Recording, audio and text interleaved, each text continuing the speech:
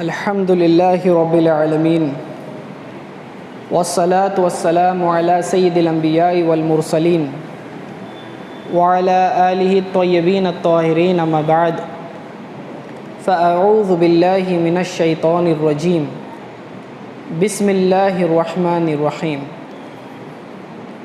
ظہر الفساد فی البر والبحر بما کسبت ایدی الناس لیذیقہم بعد الذی عملوا لعلہم یرجعون صدق اللہ مولانا العظیم۔ معزز سامعین و حاضرین، السلام علیکم ورحمۃ اللہ وبرکاتہ۔ آپ کے سامنے میں نے سورہ روم کی آیت نمبر 41 تلاوت کی ہے، جس کا مفہوم یہ ہے کہ خشکی اور تری میں، بر اور بحر میں فساد برپا ہو چکا ہے، اور یہ کس وجہ سے ہے؟ لوگوں کی بدعمالیوں کی وجہ سے یہ فساد پھیل چکا ہے، اور اللہ تعالیٰ ان بدعمالیوں کا انہیں اس کے ذریعے جو ہے مزہ چکھاتا ہے، عذاب کا، تکلیف کا مزہ چکھاتا ہے، تاکہ یہ لوگ جو ہے اپنی بدعمالیوں سے باز آ جائیں۔ سیرت النبی کو ایک تشریحی حیثیت بھی حاصل ہے، یعنی کہ قرآن فہمی کے لیے، قرآن کو سمجھنے کے لیے ہمیں سیرت النبی سے مدد لینے کی ضرورت ہے۔ قرآن کس کنٹیکسٹ میں نازل ہوا، کیا بیک گراؤنڈ تھا، حالات کیا تھے، سچویشنز کیا تھی، اور کون سی کنڈیشنز میں یہ آیتیں نازل ہوئی، اس کی بڑی اہمیت ہے۔ جب تک ہم اس بیک گراؤنڈ کو نہیں سمجھتے، ہمیں قرآن اچھی طرح سے سمجھ میں آ نہیں سکتا۔ یہی وجہ ہے کہ آپ دیکھیں، سیرت النبوی کی تعلیم کو حاصل کرنا بہت ضروری ہے۔ اس کی مثال سمجھ لیں۔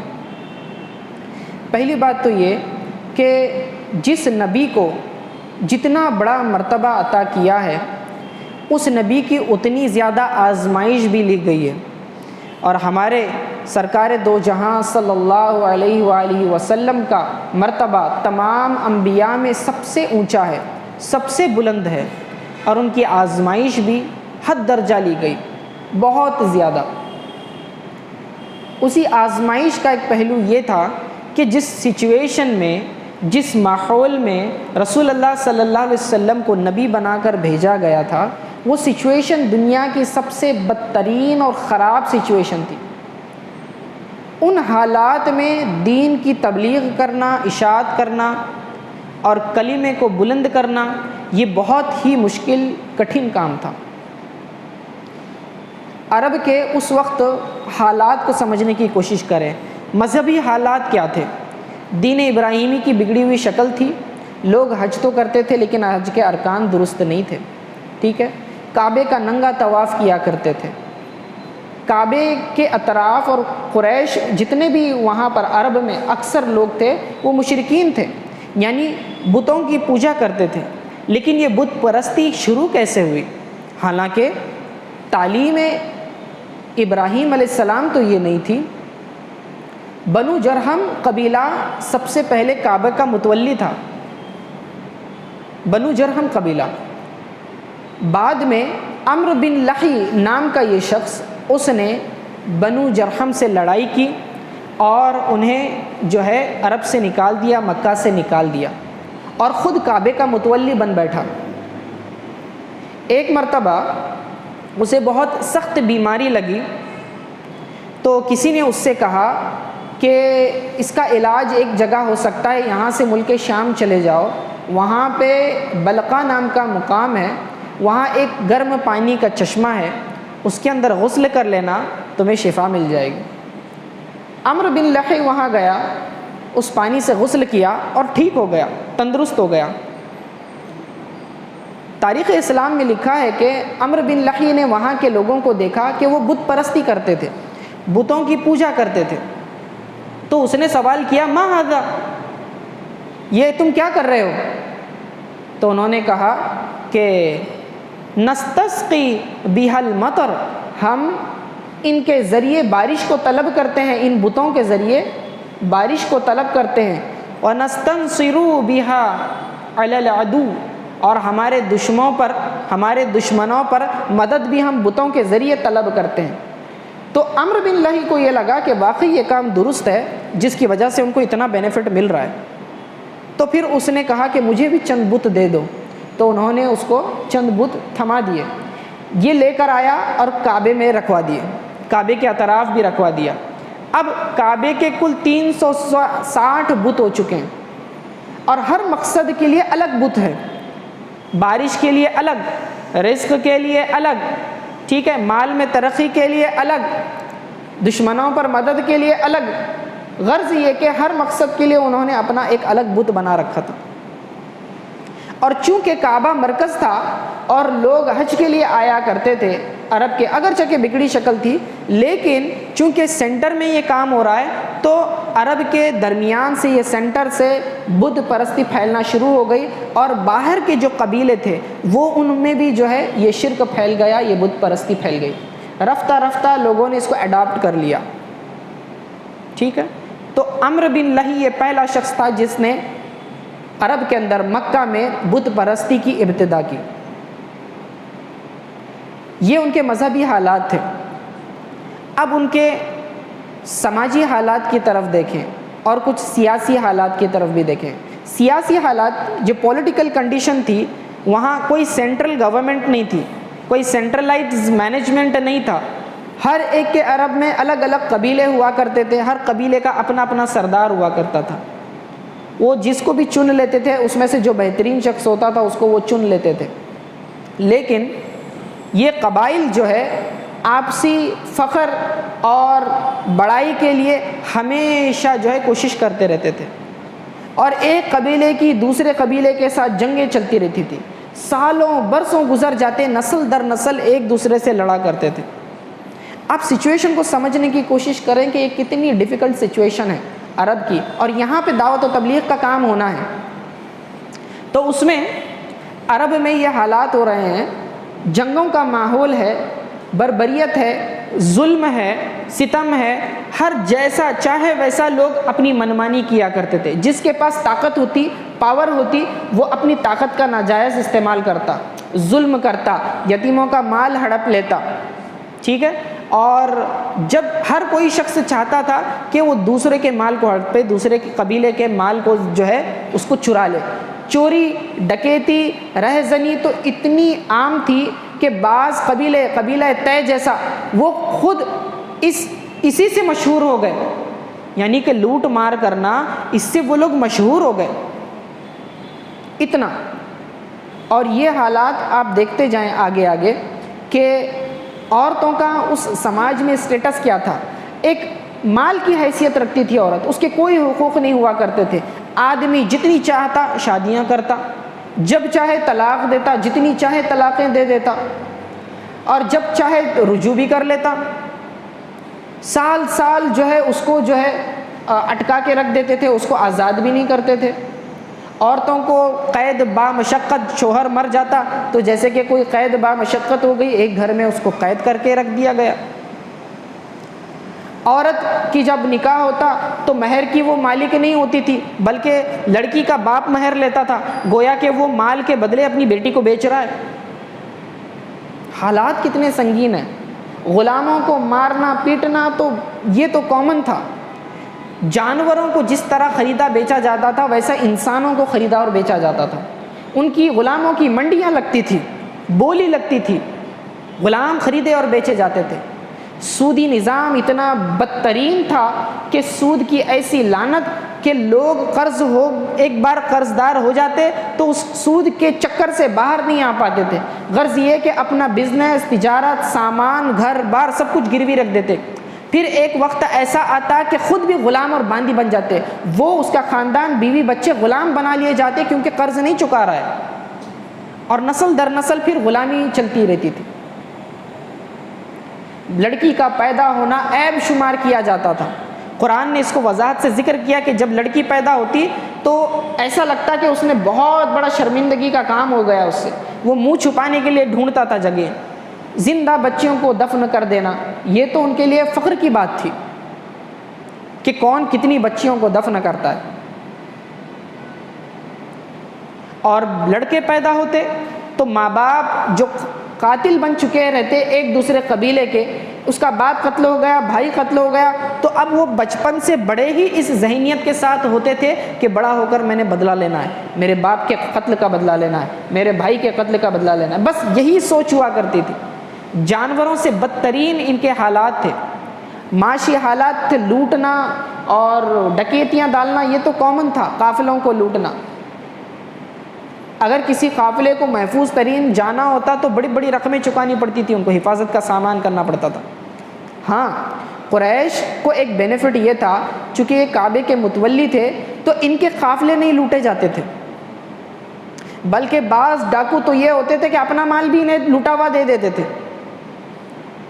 اور یہ اس میں احسان تھا قریش پر کہ اللہ تعالیٰ نے اس معاملے میں بھی جو ہے نا قریش کو جو ہے ڈکیتیوں سے محفوظ رکھا، یعنی ان کا مال نہیں لوٹا جاتا. جو سورہ قریش میں اللہ تعالیٰ نے احسان جتلایا، یہ بتلایا کہ قریش کی رغبت کے لیے لیلاف قریش ایلافہم رحلۃ الشتاء والصیف، سردی اور گرمی دو موسم ہوتے تھے جس میں وہ لوگ تجارت کرتے تھے، لیکن ان کا قافلہ لوٹا نہیں جاتا تھا کیونکہ یہ کعبے کے متولی ہے، یہ ان کو ایڈوانٹیج ملتا تھا. تو اللہ فرماتا ہے فَلْيَعْبُدُوا رَبَّ هَذَا الْبَيْتِ، جس ذات نے اتنے برے ماحول میں بھی تمہیں امن دیا، خوف سے امن دیا، تو تمہیں چاہیے کہ اس کعبے کے تم متولی بنے بیٹھے ہو تو اس کعبے کے رب کی عبادت کرو. فَلْيَعْبُدُوا رَبَّ هَذَا الْبَيْتِ الَّذِي أَطْعَمَهُم مِّن جُوعٍ، جب تم بھوکے تھے تو اللہ نے تمہیں کھلایا، یعنی تمہاری روزی بند نہیں کیا. لوگ بھوک مری عام تھی کیونکہ زرخیزی نہیں تھی، کھیتی باڑی وہاں ہو نہیں سکتی تھی، ریگستانی علاقہ ہے، چیدہ کہیں کہیں دور دور جو ہے جو کھیتی باڑی ہوا کرتی تھی یمن وغیرہ کے علاقے وغیرہ میں، باقی تو پھر کھیتی باڑی ہونا بہت مشکل تھا. ٹھیک ہے، تو فَلْيَعْبُدُوا رَبَّ هَذَا الْبَيْتَ الَّذِي أَطْعَمَهُم مِّن جُوعٍ وَآمَنَهُم مِّن خَوْفٍ، اور تمہیں امن عطا کیا خوف سے. یہ خوف کا جو ماحول تھا اس کی وضاحت جو ہے سورہ قریش میں ملتی ہے. دیکھیں اب سورہ قریش کو بھی سمجھنا ہے تو یہ عرب کا بیک گراؤنڈ سمجھنا پڑتا ہے، تب کہیں جا کے، اسی لیے سیرت کی ضرورت اور اہمیت بہت زیادہ ہے. آگے دیکھیں کہ قریش کے اندر معاشرہ تو بہت زیادہ خراب، ہر قسم کی بدترین سے بدترین عادتیں ان میں پائی جاتی تھی. عریانیت، فحش جو ہے کامن تھی، کعبے کا ننگا طواف کرنا، بلکہ مذاق میں بھی اپنا ستر کھول دیا کرتے تھے پبلک میں، اور انہیں کوئی عیب محسوس نہیں ہوتا تھا، شرم محسوس نہیں ہوتی تھی. زنا عام تھا، بے حیائی پھیلی ہوئی تھی، گندگی پھیلی ہوئی تھی. اس کے علاوہ یہ تو ان کے سیاسی حالات ہو گئے، سماجی حالات ہو گئے، فائنینشیل حالات میں نے بتا دیا. اب اس کے مذہبی علاقوں میں اگر آپ دیکھیں تو ایسا نہیں تھا. قریش یہ جو مکہ کا علاقہ تھا عرب میں اکثر تو مشرکین تھے، لیکن آپ اس سے ذرا باہر جائیں تو تھوڑی سی سرحد کی طرف عیسائی بھی رہتے تھے. بنو غسان وغیرہ جو ہے یہ عیسائی قبیلہ تھا. ربیعہ اور غسان یہ کرسچن تھے، نصرانی تھے. اور ورقہ بن نوفل مکہ کے اندر بھی جو ہے نصرانیت آ چکی تھی. پھر اس کے بعد مدینہ کی طرف جائیں تو مدینہ میں اگرچہ کہ مشرکین بھی رہا کرتے تھے لیکن وہاں یہود بھی بستے تھے، حتیٰ کہ انہوں نے اپنی درس گاہیں بھی قائم کر لی تھی اور باضابطہ یہودیت کی تعلیم دی جاتی تھی. خیبر تو پورا کا پورا جو ہے اس پر مشتمل تھا، یہودیوں پر مشتمل تھا. حرس، کنانا وغیرہ یہ جو ہے یہودیوں کے قبائل تھے. پھر ایک بنو تمیم قبیلہ تھا، وہ مجوسی تھا، یعنی وہ آگ کی پرستش کیا کرتے تھے، آگ کی پوجا کرتے تھے، آگ کو ہی اپنا نفع اور نقصان کا مالک سمجھتے تھے. یہ ہر قسم کی برائیاں اس طرح سے پھیلی ہوئی تھی. ان ڈیفیکلٹ سچویشنز میں رسول اللہ صلی اللہ علیہ وسلم کی بعثت ہوتی ہے. اور یہاں پہ آپ غور کریں کہ جب لوگوں کی بدعمالیاں پھیلتی ہیں، بدامنی پھیلتی ہے، دہشت پھیلتی ہے، امن و سکون غارت ہو جاتا ہے، سوشل جو آپ کا سیکیورٹی ہے وہ ختم ہو جاتی ہے، تو اللہ تعالیٰ کا عذاب اترنے لگ جاتا ہے. اسی لیے اللہ تعالیٰ نے فرمایا ظہر الفساد فی البر والبحر، ظہر الفساد فی البر والبحر، خشکی یعنی زمینی علاقے اور تری یعنی کہ سمندری علاقے، یہ زمین اور پانی کے علاقوں میں فساد پھیل گیا. اور فساد مفسرین فرماتے ہیں ہر قسم کی بگاڑ کو کہتے ہیں، ہر قسم کی جو کبھی یہ فساد انسانوں کی طرف سے ہوتا ہے ان کی بدعمالی کی طرف سے، یعنی کہ دہشت پھیلانا، قتل و غارت کرنا، مال لوٹنا، چوری ڈکیتی، زنا، سود خوری، یہ معاشرتی بیماریاں جب پھیل جاتی ہیں جس سے سوسائٹی کو، ایک معاشرے کو نقصان ہوتا ہے تو پھر فساد پھیل جاتا ہے. دوسرا، کبھی اللہ تعالیٰ کی طرف سے جو ہے وہ پکڑ ہوتی ہے تاکہ لوگ سدھر جائیں اور اپنی بدعمالیوں سے باز آ جائیں. اور انسان یہ بدعمالی کرتا ہے لیکن بھگتتی پوری مخلوق ہے. بارش کا نہ ہونا، پیداوار کا کم ہونا، مہنگائی کا بڑھ جانا، روزی روٹی سے برکت اٹھ جانا، نفع کا کم ہونا، نقصان کا بڑھ جانا، سیلاب آنا، زلزلے آنا، طوفانوں کا آنا، یہ تمام کے تمام معاشرتی بدعمالیاں جب پھیلتی ہیں قوم میں تو اللہ تعالیٰ کی اس طرح سے گرفت ہوتی ہے. اللہ تعالیٰ فرماتا ہے لیذیقوم، تاکہ ہم انہیں مزہ چکھائیں ان کی بعض بدعمالیوں کا. کس لیے؟ تاکہ وہ باز آ جائیں، یہ حرکتیں بند کر لیں. اب یہ تو بیک گراؤنڈ تھا عرب کا، لیکن کیا یہ برائیاں آج کے ہمارے کرنٹ زمانے میں نہیں ہیں؟ ہر وہ برائی جو اس زمانے میں نظر آتی تھی آج موجود ہے. آج ہم دیکھتے ہیں کہ معاشرہ بگڑا ہوا ہے، مہنگائی بڑھی ہوئی ہے، بارشیں نہیں ہو رہی، پیداوار نہیں ہو رہی، دام بڑھتے چلے جا رہے ہیں، غریبوں کے اور برے حال ہو رہے ہیں. جب مہنگائی بڑھ جاتی ہے، امیر پیسہ روک لیتے ہیں، غریب اور غریب ہوتا ہے تو پھر چوریاں ڈکیتیاں شروع ہو جاتی ہیں، لوگ مال لوٹنا شروع کر دیتے ہیں، قتل کرنا شروع کر دیتے ہیں، اور بگاڑ پیدا ہوتا.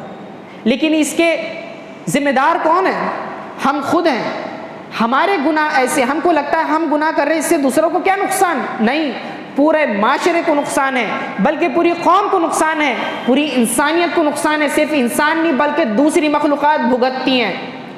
بارشیں نہیں ہوتی، پرندے پیاسے مرتے ہیں، جانوروں کو چارہ نہیں ملتا، وہ بھی بھوک مری کا شکار ہوتے ہیں، وہ بھی مر جاتے ہیں. حتیٰ کہ ہر دوسری مخلوق یہ ڈیپینڈنٹ ہوتی ہے یہ نیچرل ریسورسز کے اوپر، سارے کے سارے جو ہے پکڑ میں آ جاتے ہیں. نقصان کس کا ہو رہا ہے؟ پوری کی پوری دنیا کا ہو رہا ہے. بدعملی کر رہا ہے صرف انسان. اور بعض اوقات ایسا ہوتا ہے کہ ہم پر مصیبتیں آتی ہیں اور قرآن کہتا ہے سورہ شورا میں کہ تم پر جو مصیبتیں آتی ہیں وہ تمہارے اپنے کرتوتوں کا نتیجہ ہے. اور اللہ تو بعضوں کو تو معاف کر دیتا ہے، اکثر تو خطائیں تمہاری معاف کر دیتا ہے، ہر ایک پر پکڑ نہیں کرتا. لیکن جو سوشل ایشوز ہیں، معاشرتی برائیاں ہیں، اتنی بری ہوتی ہیں کہ اس کا امپیکٹ پوری سوسائٹی پر پڑتا ہے. اور ہمیں جاگنے کی ضرورت ہے اور اپنے سدھار کی ضرورت ہے. ہم سدھریں گے، ہمارا معاشرہ سدھرے گا تو یہ ہماری جو تکالیف ہیں، جو پریشانیاں ہیں جس کے اطراف میں انسان در در بھٹک رہا ہے، اس کو کہیں اور جانے کی ضرورت نہیں ہے. اس کے بیماریوں کا حل تو قرآن نے دے دیا تھا. کثرت سے استغفار کریں اور اپنے اعمال کو درست کریں، پھر دیکھیں پورا معاشرہ کیسے درست ہوتا ہے. اب آپ کے ذہن میں سوال آئے گا کہ نیکوں پر بھی تو مصیبتیں آتی ہیں، بیماریاں آتی ہیں، پریشانیاں آتی ہیں. تو یاد رکھیں جب اچھوں پر آزمائش ہوتی ہے، جب بلائیں آتی ہیں تو یہ ان کے لیے درجات کی بلندی کا سبب ہوتا ہے. انبیاء پر بھی پریشانیاں آئیں، مصیبتیں آئیں، لیکن اس سے ان کے درجات بلند ہوتے ہیں. ہم جن بدعمالیوں کی بات کر رہے ہیں، گناہوں کی بات کر رہے ہیں، یہ وہ ہیں جو پورے کے پورے معاشرے کو بگاڑتی ہیں اور ایک ساتھ معاشرے کے اوپر پھر اللہ تعالیٰ کی پکڑ ہوتی ہے. جو اچھے ہیں ان کے تو درجات بلند ہو جائیں گے، جو برے ہیں پھر ان کا کیا؟ یہ حال ہو جاتا ہے. تو ضرورت ہے اب عرب کے معاشرے کو دیکھیں. رسول اللہ صلی اللہ علیہ وسلم کی اکیلی ذات پورے کے پورے مکہ اور پورا کا پورا عرب بلکہ پوری دنیا کو بدل کر رکھ دیتی ہے. اور کیا تھا؟ یہ ان کے اخلاق کریمہ تھے، یہ ان کی سیرت تھی کہ جس نے متاثر کر دیا پوری دنیا کو. ہر مذہب کا شخص جو ہے داخل ہونا شروع ہو گیا. بت پرستوں نے اپنے بت پرستی کو چھوڑ دیا، یہودیوں نے، نصرانیوں نے ایمان قبول کر لیا، اور پورا کا پورا اتنا معاشرہ درست ہو گیا کہ ایک زمانہ ایسا آیا مسلمانوں کی فتوحات کا کہ لوگ زکوٰۃ کا مال لے کر نکلتے تھے لیکن کوئی لینے والا موجود نہیں تھا، سب امیر ہو چکے تھے. کیوں؟ کیونکہ شریعت پر عمل ہوا کرتا تھا. آج دینے والے کم ہیں، مانگنے والے زیادہ ہیں. یہ ہماری ہی کرتوتوں کا نتیجہ ہے. اچھا، اس میں آخری بات یہ، اب اس معاشرے میں جب ہم یہ کہتے ہیں نا کہ آپ بھلائی کا راستہ اختیار کریں، نیکی کا راستہ اختیار کریں، تو لوگ کیا کہتے ہیں پتہ ہے؟ یہ کہتے ہیں سب تو کر رہے ہیں، ہم اکیلے کرنے سے کیا فرق پڑنے والا ہے. یعنی کہ اس کے اندر ایک نیت یہ بھی ہے کہ میں بھی یہ برائی کروں لیکن لوگ مجھے برا بھی نہ کہیں، جرم بھی کریں اور لوگ آپ کو مجرم بھی نہ کہیں، اسی لیے بہانہ بولتے ہیں سب تو کر رہے ہیں تاکہ لوگ آپ کو نام نہ رکھیں. اندر سے جذبہ ہے گناہ کرنے کا، خواہش ہے گناہ کرنے کی، یہ عادت چھوٹتی نہیں نا. تو مثال رسول اللہ صلی اللہ علیہ وسلم کی ہے، اگر پوری دنیا گناہوں میں ملوث ہو جائے تو کیا آقا علیہ الصلوۃ والسلام کی ذات نے یہ کہا تھا کہ بھئی اتنے لوگ برائی کر رہے ہیں میں اکیلا کیا کروں؟ معاذ اللہ، نہیں. اکیلے کی محنت تھی. آج اسی کردار کو اپنانے کی ضرورت ہے. آپ دیکھیں وقت لگے گا، ایک پل میں دنیا نہیں بدلے گی. آپ اپنی دنیا کو، اپنی ذاتی دنیا کو بدلیں، آپ کے گھر کو سنواریں، آپ کے پڑوسیوں کو سنواریں، پھر دیکھیں دیکھتے دیکھتے یہ چراغ روشن ہوتے جائیں گے اور پورا کا پورا علاقہ روشن ہو جائے گا. تو ہمت نہ ہاریں، یہ نہ دیکھیں کہ گناہ کرنے والے لوگ زیادہ ہیں اور ہماری بات کون سنے گا. نہیں، آپ عمل کرنا شروع کریں گے، لوگ آپ کو دیکھ کر عمل کرنا شروع کر دیں گے. تو اخلاق نبوی کو اپنائیں، سیرت النبوی کو پڑھیں، مضبوطی سے تھام لیں، اس کو اپنے ہاتھ سے جانے نہ دیں. یہی ترقی کا ذریعہ ہے، یہی نجات کا ذریعہ ہے. اللہ تعالیٰ ہمیں سیرت النبوی کو اچھی طرح سے سمجھنے، اس پر عمل کرنے کی توفیق عطا فرمائے. وصلی اللہ تعالی علی خیر خلق محمد وآلہ وصحبہ اجمعین برحمتک یا ارحم الراحمین.